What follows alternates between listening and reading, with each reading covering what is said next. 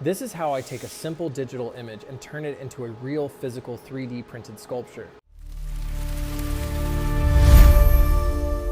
The process starts with the reference image, so I generate the sculpture as a 2D image in ChatGPT. The cleaner the reference, the better the starting point for the 3D model.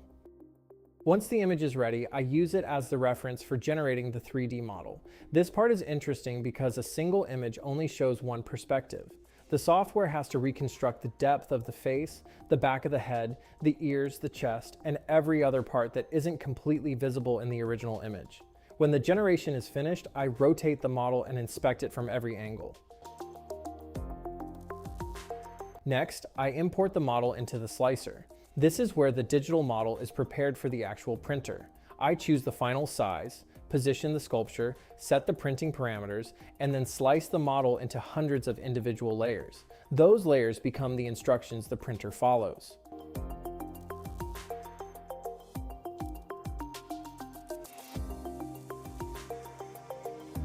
And now the digital part of the process becomes physical. The printer builds the model from the bottom up, one layer at a time.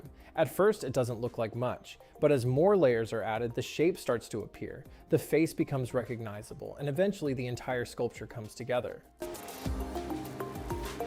The print took 9 hours and 200 grams of plastic. Once the print is finished, I carefully remove the sculpture from the printer. At this stage, it still has support structures attached, so I take those off and clean up the surface. Then I use a heat gun to gently smooth out the remaining imperfections and give the sculpture a cleaner, final look. Only after that does it go onto the display stand. Now you can see the finished sculpture from every angle. The process started with a 2-dimensional image, became a 3-dimensional model, and finally turned into something real that you can hold. That's the basic workflow I use to bring digital designs into the real world. Subscribe to Digital Origins to see what I create next.